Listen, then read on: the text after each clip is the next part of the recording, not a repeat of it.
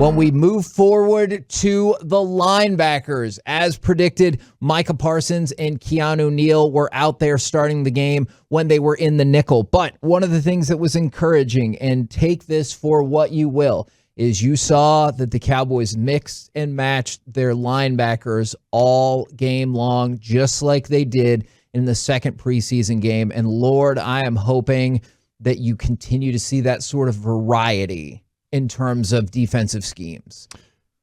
Yes, and I will say it's interesting following Broadus and following Kavanaugh because I can't imagine doing this, and I really like football, but they go back and watch that. The preseason games again? They watch it again, and I'm like, I really struggled to pay attention, in the second half of that game, and I'm like, and they watched it again. And their assessment is it's not close, right? There's just...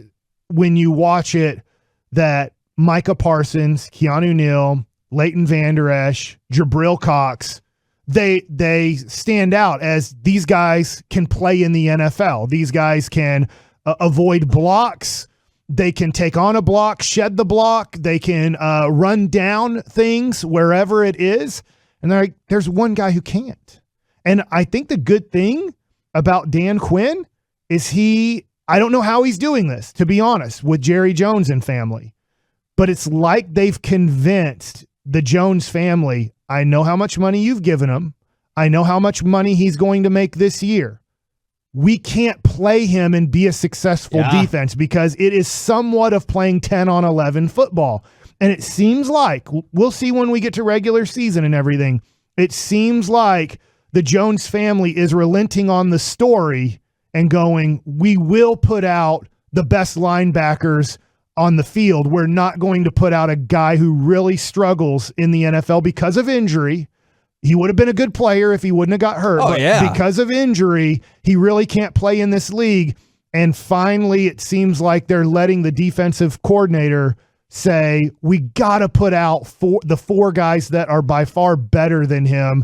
And if there's injury, if there is guys that need a rest, if there's certain situations where we think we can get away with playing him and they won't take advantage of his inability to do certain things on the field, I think that's very encouraging for this defense, that it looks like they're going to go with the best players and not the best stories. Would you, if you ended up getting, let's say Jaylon takes 20 to 30% of actual regular season snaps, would you think would you feel more, obviously we'd all feel more comfortable with that, but do you think that's an appropriate amount in terms of depth and variety and everything like that, or do you think it should be even lower?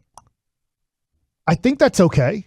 We can live with that just for maybe rest purposes or whatever, but let's be honest, how many snaps, I'd have to go and look, how many snaps does a fifth or sixth linebacker get in a season? Yeah, and that's why we saw him doing the work Friday at practice on special teams, and Broadus mentioned that as well as being relevant. And I just saw this, and we have to really hammer this home for people. It's possible from the 4-3-2. Can we just cut him, please?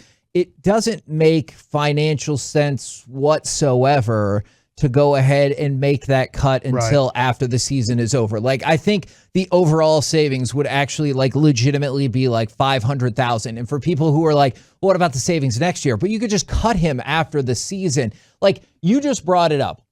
Maybe people don't love him. Maybe they do. Maybe they don't. I know sometimes mixed reactions on Jaylon Smith. But the thing is, for a savings of $500,000, I would just assume keep him here and have some semblance of depth right there. If that's if it's $500,000, what are we doing? Yeah, I'm with you on that. I'm not saying you have to cut him or anything like that. Keep him as your fifth or sixth linebacker on your team.